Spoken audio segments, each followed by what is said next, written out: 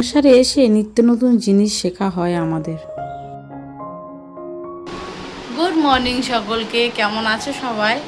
আর এই যে দেখো সকাল সকাল ওকে খাইয়ে দিয়েছি, ও পড়তে বসেছে। আর এই যে সিঁড়ি সবাই খেয়ে নে, সবাই পড়তে বসেছে। আর এখন আমি যাচ্ছি।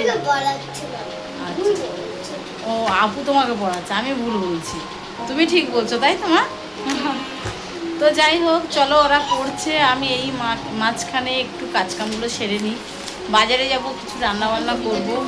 আজকে আসবে আমার বন্ধুর বউ আমাদের বাড়িতে, তার সঙ্গে তার দুটো মেয়ে। তো এরা এদিকে এই যে পড়ছে, আমি বিছানার চাদরটা সব কেচে দিয়েছি। বিছানার চাদর বালিশগুলো সব ছাদের উপরে শুকাতে দিয়েছি, একটু রোদ খাওয়াচ্ছি, ঘাড়ে যেহেতু লেগেছে। ও একদমই মাস্টারের কাছে পড়তে চায় না জানো। তো যাই হোক, চলো টাটা। আসসালামু আলাইকুম, সকলে কেমন আছো? আই হোপ তোমরা সকলে অনেক ভালো আছো। আলহামদুলিল্লাহ, আমি এবং আমার পরিবারের সকলে অনেক ভালো আছি। তো সকালবেলা শুরু হয়েছে কিন্তু বাবুর খাবারটা নিয়ে। তো তোমরা সকলেই জানো ছোটোবাবু গরুর দুধ, ছোটোবাবু আর বড়োবাবু ওরা গরুর দুধই খায়। তো সকালবেলা দুধটা একটু গরম করতে দিলাম ভালোভাবে, মানে নিয়ে আর কি এক এক প করে দুধ নিই, এক প দুধে এক প মতন মানে পানি দিই। তো যাই হোক, ওইদিকে আমি ওদেরকে খাইয়ে নিয়েছি, ওরা পড়তে বসেছে, তোমরা সকলে দেখে নিয়েছো। আর এদিকে দেখো বাসন থালাগুলো যেহেতু কালকে রাত্রেবেলা যেগুলো পরিষ্কার করেছিলাম সেগুলো আর কি একটু বাইরে রেখে দিয়েছি, যাতে পানিগুলো মানে ওই ঝুড়ির মধ্যে রেখে দিয়েছিলাম যাতে পানিগুলো একটু ঝরে যায়। আর এদিকে দেখো আমি সংসারে কাজকাম নিয়ে চলে এসেছি। তো অনেক দিন ভিডিও দিইনি, তার জন্য তোমাদের সকলের কাছে আমি দুঃখিত। কারণ আমার পারিবারিক কিছু সমস্যা ছিল, সেই সব কারণে আর কি ভিডিও দেওয়া হয়নি আমার। আর তোমাদের এত মিষ্টি মিষ্টি কমেন্ট, এত সুন্দর সুন্দর কমেন্ট, যেটা আমাকে আগ্রহ করে নিত্য নতুন ভিডিও করার জন্য। অনেক দিন পরে ভিডিও নিয়ে এসেছি, আর সংসারের টুকিটাকি কাজকামগুলো তোমাদের সঙ্গে শেয়ার করতে আমারও অনেক ভালো লাগে। আর তোমরাও আমাকে অনেক ভালোবাসা দাও, তার জন্য তোমাদের সকলকে অনেক ধন্যবাদ। আর আমার ভিডিওর মধ্যে যদি কিছু ভুল ভালো বলে থাকি, কিংবা কথার মাঝে যদিও বা কিছু ভুল চলে আসে, তোমাদের সকলের কাছে রিকোয়েস্ট করছি আমাকে প্লিজ ক্ষমার চোখে দেখো। তো যাই হোক, এদিকে গাছগুলো অনেক দিন হয়ে গেছে পানি দেওয়া হয়নি, গাছগুলো একটু পানি দেওয়াটা দরকার ছিল। তো আমি গাছগুলো একটু পানি দিচ্ছি। মানি প্ল্যান্ট গাছের জায়গাটাও অনেক দিন ধরে পরিষ্কার হয়নি। তো যেহেতু বললাম যে নানা রকম প্রবলেমের মধ্যে ছিলাম, তো প্রবলেম তো প্রতিটা মানুষের লাইফে আছে, কারোর কম কারোর বেশি। তো সেসব নিয়ে আমাদের লাইফ। তো দেখো আমি কিন্তু এদিকে আমার এগুলো পরিষ্কার পরিচ্ছন্ন হয়ে গেছে। আমি এবারে চলে এসেছি এই কাজগুলো করার জন্য। বেসিনটা সবসময়ের জন্য পরিষ্কার পরিচ্ছন্ন রাখতে হয়, যেহেতু দেখো আমাদের বেসিনের উপরে কিন্তু আমাদের সব কিছু। তো যে সংসারে বেসিনটা যেহেতু ইম্পর্টেন্ট, তো আমার মনে হয় বেসিনের জায়গাটা সবথেকে পরিষ্কার পরিচ্ছন্ন রাখাটাও আমাদের ইম্পর্টেন্ট। সকালবেলা কাপড় চোপড় কেচে পরিষ্কার পরিচ্ছন্ন করে ছাদের উপরে চলে এসেছি এগুলো একটু মেলে দিতে। আবহাওয়াটা দেখো কত সুন্দর লাগছে, পুরো আকাশটা যেন কত সুন্দর লাগছে। আর সত্যি ভালো লাগে এই আকাশে মানে আকাশটা বেশ ভালো লাগে গ্রামের দিকে। ছাদের উপরে উঠেছি তবে দেখো তোমাদের ভালো লাগছে, কিন্তু এটা কিন্তু গ্রামে হলে পরিবেশটা আরও বেশ দেখতে সুন্দর লাগতো। তবে হ্যাঁ, গ্রামের পরিবেশটা আমি অনেক মিস করি। তবে তোমাদের জন্য সামনে একটা খুব সুন্দর সুখবর আসতে চলেছে। তোমরা যদি আমার ভিডিওগুলো ফলো করো, অবশ্যই ইনশাআল্লাহ তোমরা খুব তাড়াতাড়ি দেখতে পাবে। তো দেখো এদিকে কিন্তু আমি প্রতিদিন প্রায় আমার অনেক কাপড় চোপড় পরে। আর অনেক কাপড় চোপড়, যেহেতু দুটো বাচ্চা আছে, কাপড় চোপড় বেশিরভাগ নোংরা কাপড় চোপড় পরে, সেগুলো পরিষ্কার পরিচ্ছন্ন করে দিই। আর প্রতিটা কাপড় চোপড়ের উপরে কিন্তু আমি ক্লিপ যেগুলো থাকে, ক্লিপ আমি মেরে দিই। কারণ হাওয়া হয়, বাই চান্স বাচ্চাদের কাপড় চোপড় যদি নিচে পড়ে যায়, সেটা আবার ধুয়ে আবার করতে হবে, তো এক্সট্রা খাটুনি। সেই জন্য করে কী করেছি, আমি প্রতিটা কাপড়ে আমি ক্লিপ মেরে রেখে দিই। আর এদিকে দেখো তোমাদেরকে আমি বলেছিলাম যে আমার বিছানার গদিটা একদিকে ছিঁড়ে গেছে, ওটা আমি একটু সেলাই করব। আরও একটা সুখবর তোমাদের এর মাঝখানে বলে দিই, যে আমি সময় পাচ্ছি না ঠিক কথা, তো আমি চেষ্টা করব প্রতিদিন তোমাদেরকে ভিডিও দেওয়ার জন্য। আর এদিকে আমি একটা সেলাই কাজের মধ্যে ঢুকেছি, মানে শিখছি আমি। তো সেলাই কাজটা শিখে আমি চাইছি অন্তত নিজে পায়ে দাঁড়ানোর জন্য।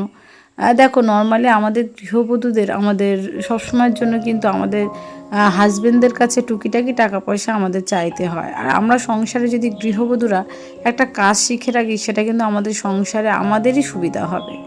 যাই হোক, তো বেশি জ্ঞানও দিতে চাইছি না আমি। অনেক দিন পরে তোমাদের সামনে এসেছি আমি।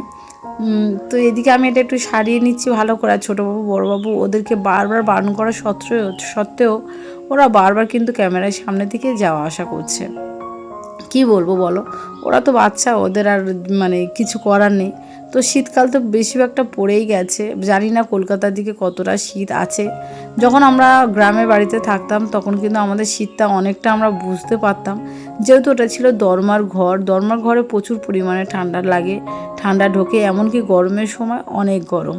আর এখানে কিন্তু ঠান্ডাটা আর কি বেশি অনুভব করতে পারছি না। কারণ কি বলতো, সন্ধ্যের পরে যখন আমরা দরজা বন্ধ করে দিই আমাদের ঘর কিন্তু গরম হয়ে যায়। আর আমরা এখন যে ঘরটাতে আছি এই ঘরে কিন্তু সারাদিনই রোদ ঢোকে, আমাদের পাশের রুমে বলো কিংবা আমরা যে রুমে থাকি সেই রুমে বলো, তো দুটো রুমে প্রচুর পরিমাণে রোদ ঢোকে আমাদের ঘরের মধ্যে। আর আমাদের ওখানে কি হতো, গ্রামের বাড়িতে যেহেতু ঠান্ডার সময় ঠান্ডাটা অনেকটা অনুভব করতে হতো আমাদের, ওখানে অনেক কষ্ট হতো ঠান্ডার সময় এমনকি গরমের সময়। কিন্তু আলহামদুলিল্লাহ এখন ভালো আছে। হ্যাঁ, মাসের শেষে কিন্তু অ্যামাউন্টটা গুনতে হয়, ঘর ভাড়া অ্যামাউন্টটা। আর আমার যে এমন একটা অভ্যেস হয়ে গেছে, মানুষ বলে যে অভ্যেসের দাস হচ্ছে মানুষ। তো আমার প্রতিদিন যেন চাদর না চেঞ্জ করলে হয় না, চেষ্টা করি এক দুদিন পরে মানে চাদর চেঞ্জ করাটা, কিন্তু ওই যে অভ্যেস হয়ে গেছে। বেশিরভাগ সময় যখন দেখি যে কোনো কাজ নেই, চলো বিছানার চাদরগুলো চেঞ্জ করে দিই। আর এদিকে বিছানার চাদরটা চেঞ্জ করছিলাম, ছোটোবাবু বড়োবাবু আমাকে বারবার বলছিল, মামা তুমি এখন বিছানার চাদর চেঞ্জ করো না, কাল পরশু করে তুমি চেঞ্জ করে নিও, কিন্তু ওই যে আমার অভ্যেস। তো যাই হোক, দেখো আমার বিছানাটা কিন্তু গুছানো কমপ্লিট হয়ে গেছে। বিছানাটা একদিকে গুছিয়ে নিয়েছি, এবার চলে আসবো রান্নাঘরে। হ্যাঁ, তোমাদের হয়তো কোশ্চেন হতে পারে যে সকাল বিকেল সব রকম মিক্স হচ্ছে, মানে রাত্রেবেলা ভিডিও দেখছি প্লাস দিনের বেলা ভিডিও দেখছি। হ্যাঁ গো, ঠিক কথা। মানে কি বলো তো, ফোনে এতগুলো ভিডিও মানে শ্যুট করা হয়ে গেছে যে কোনটা ছেড়ে কোনটা কিভাবে দেবো বুঝতে পারছিলাম না। তো যে কোনোভাবে আর কি দিয়ে দিলাম। আর এদিকে দেখো আমার কিন্তু গ্যাস শেষ হয়ে গেছে। আজকের বাড়িতে মেহমান আসবে বলেছিল, তো তারা চলে এসেছে, রান্নাবান্না কমপ্লিট হয়ে গেছে। আর এদিকে কিন্তু গ্যাসটাও শেষ হয়ে গেছে। ওরা খাওয়া দাওয়ার পরে ওরা বাড়ি চলে গেছে। আর এদিকে আমার গ্যাসও চলে এসেছিলো। সবসময় যতটুকু পারি আর কি একটু গুছিয়ে গাছিয়ে রাখার চেষ্টা করি। আর আমার বন্ধুর 2 মেয়ে আর আমার 2 মেয়ে, এরা 4টে বাচ্চা যখন একসঙ্গে হয় বাড়ির কোনো অবস্থাই ভালো থাকে না, যেহেতু 4টে বাচ্চা সবই ছটপটে। তো ওরা যখনই আসে ওদেরকে খেলনা বাটি দিয়ে আমার পাশের ঘরে আমি দিয়ে দিই, যাতে ওরা একটু শান্তিভাবে খেলা করুক। তো ওরা খেলা করার পরে আবার যেখানকার জিনিস সেটা আমি আবার গুছিয়ে রাখার চেষ্টা করি। কারণ কি বলতো, আমাদের গৃহবধূরা আমরা সবসময় গুছিয়ে রাখার জন্য মানে ব্যাকুল হয়ে থাকি। আর আমাদের বাচ্চাগুলো যারা থাকে তারা কিন্তু এলোমেলো করার জন্যই মানে ব্যাকুল হয়ে থাকে। তো ওদের তো কাজ ওটা, ওরা ছড়িয়ে রাখবে, আর আমাদের মায়েদের কাজ হচ্ছে গুছিয়ে রাখা। চারিদিকে অবস্থা দেখো। আর তোমরা তো দেখেছো সকালবেলা আমি কাপড় চোপড়গুলো রোদে শুকাতে দিয়েছিলাম, সেইগুলো এনে কিন্তু আমি চেয়ারের উপরে রেখে দিয়েছি। আজকে ছোটোবাবু আর বড়োবাবু খেলার সময় বলছিল, মামাম 2টো চাল দেবে আমাকে, চাল নিয়ে খেলা করব। আমি কিন্তু চালটা দিতে চাইনি, যেহেতু এক একটা দানার মধ্যে 70টা করে বিসমিল্লাহ লেখা আছে। তারপরেও ওরা কিন্তু রান্নাঘর থেকে কখন চাল এনে খেলা করেছে নিজেও বুঝতে পারিনি। তারপরে যখন দেখলাম ঝাঁট দিচ্ছি তখন দেখলাম যে অনেকগুলো চাল পড়ে আছে। তো কি করব, আর কিছু করার নেই। আর এদিকে দেখো মাইক্রো ওভেনটা কিন্তু তোমরা দেখলে সকালে আমি গুছিয়ে নিয়েছি একবার, আবার কিন্তু মাইক্রো ওভেনের উপরে জিনিসপত্র ভর্তি হয়ে গিয়েছিলো। আর এর তলায় না কি হয়েছে, আজকের বেসিন থেকে পানি গড়িয়ে এসে পুরো এদিক ওদিক ভর্তি হয়ে গেছে। তো ভাবলাম এক হাতে এগুলো একটু মুছে নেওয়া যাক, যেহেতু পরিষ্কার করেছি অনেক দিন হয়ে গেছে। আর রান্নাঘরটা একটু পরিষ্কার পরিচ্ছন্ন থাকাটা আমার মনে হয় সবথেকে গুরুত্বপূর্ণ জিনিস। আর ওইদিকে দেখো ছোটোবাবুর অবস্থা, ওরা দুজনে কিন্তু এক জায়গায় স্থির নেই, একবার এখানে একবার ওখানে, একবার এখানে একবার ওখানে। ওরা তো বাচ্চা, ওরা বা কোথায় যাবে। আর এইদিকে দেখো, এইদিকে না গ্যাসের ওভেনের তলায় সিলিন্ডারটা যখন মানে আয়োজন পাশে ভাড়াটে ছিল তখন এখানে কিন্তু ওদের সিলিন্ডারটা ছিল আর দাগ হয়ে গেছে। আর এখানে প্রচুর পরিমাণে পানি পড়ে, মানে বেসিন থেকে যে পানিটা সেটা কিন্তু রান্নাঘরে এখানে এসে পড়ে, সেই জন্য করে সারাক্ষণ এই জায়গাটা আমার মুছে রাখতে হয়। আর রান্নাঘরের অবস্থা তো তোমরা দেখে নিয়েছো কী অবস্থা। আর এদিকে কিন্তু পোড়া পানি, পোড়া তেল, কলগেট ব্রাশ এগুলো আছে, সেই জন্য এগুলো একটু সরিয়ে ভালোভাবে মুছে নিলাম।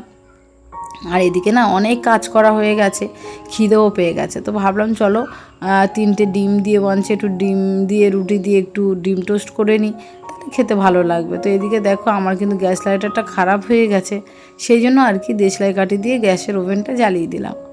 আর এদিকে কড়াটা যেই একটু গরম হয়ে গেছে একটু তেল দিয়ে দিলাম, দিয়ে আর কি রুটিটা আমি ছেঁকে নেব। তোমরা পারলে ছোট অল্প সময়ের মধ্যে তোমরা এই টিফিনটা করে তোমার বাচ্চাদেরকে দিতে পারো, তোমাদের বাচ্চারা কিন্তু অনেক পছন্দ করবে।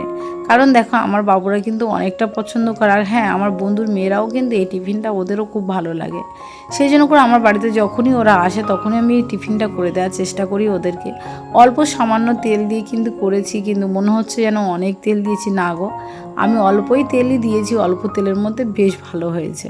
তোমরাও পারলে কিন্তু বাড়িতে অবশ্যই ট্রাই করো, তোমার বাচ্চাদেরকে টিফিন হিসাবে দিতে পারো।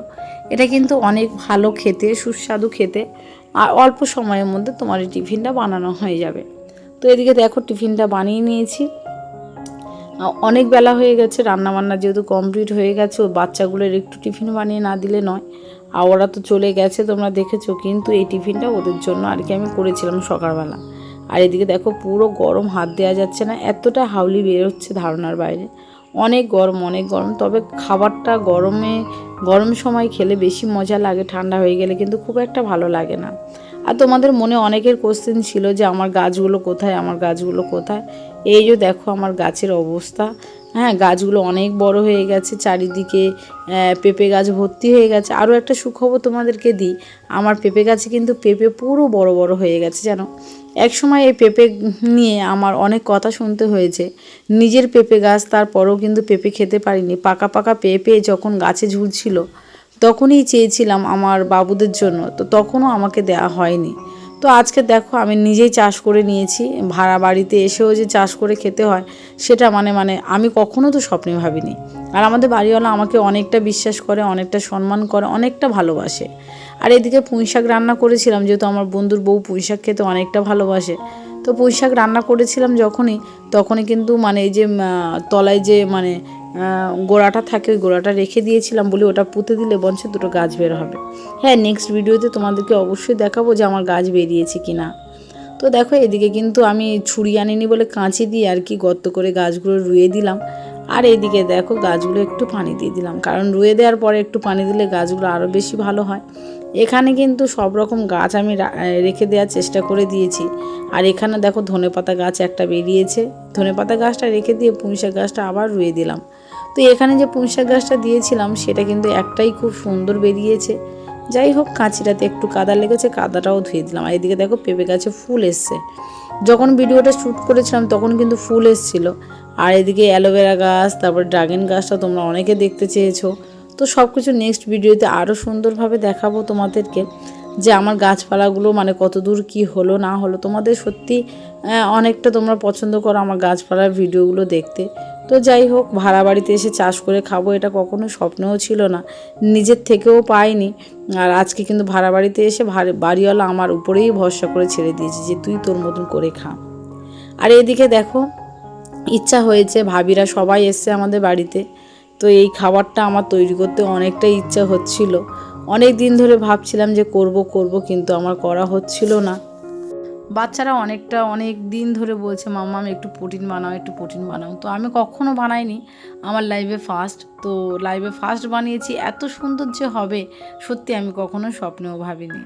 আর আমরা মেয়েরা নারীরা চাইলে কি না করতে পারি। এত তুলতুলে হয়েছিল, এতটাই নরম হয়েছিল, তোমরা দেখলে বুঝতে পারবে আমি যখন কাটছিলাম এটা এতটা সুন্দর হয়েছে ধারণার বাইরে।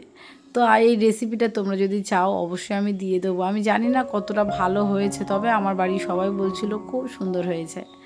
তো আজকের ভিডিওটা এই পর্যন্তই থাকলো। সকলের কাছে রিকোয়েস্ট করছি তোমরা সকলে প্লিজ আমার জন্য দোয়া করবে, আমার ফ্যামিলি সকলের জন্য দোয়া করবে। সবাই সুস্থ থাকবেন, ভালো থাকবেন। আজকে ভিডিওটার মধ্যে কেমন হলো না হলো জানাবেন। ভিডিও দিলাম তো কিছু নতুন করে বলার কিছু নেই। আর অনেকদিন পরে ভিডিওটা দিলাম, তো আশা করছি তোমরা সকলে ভালোভাবে ভিডিওটা দেখেছো।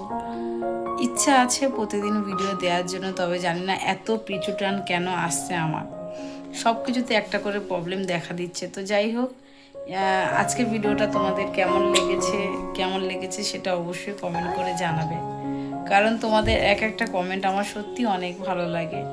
আমি কথা বলছি, আমি যে এতদিন ভিডিও দিইনি, তোমরা আমাকে এত ভালোবাসা দিয়েছো, এতটা কোশ্চেন করছিলে যে আমি কেন ভিডিও দিইনি। তো তার জন্য তোমাদের সকলকে অনেক ধন্যবাদ। তো আজকে ভিডিওটা কেমন হয়েছে অবশ্যই কমেন্ট করে জানাবেন, আর পুরো ভিডিওটা দেখার জন্য ধন্যবাদ। আর ভিডিওর মধ্যে যদি কিছু ভুল হয়ে থাকে অবশ্যই সেটাকে কিন্তু আমাকে ক্ষমার চোখে দেখো। আর যদি কিছু না মানে হয়তো কিছু ভুল করলাম সেটা প্লিজ আমাকে জানিয়ে দেবে। তো আজকে ভিডিওটা এই পর্যন্ত থাকলো। সবাই সুস্থ থাকবে, ভালো থাকবে। খুদা হাফিজ। খুদা হাফিজ।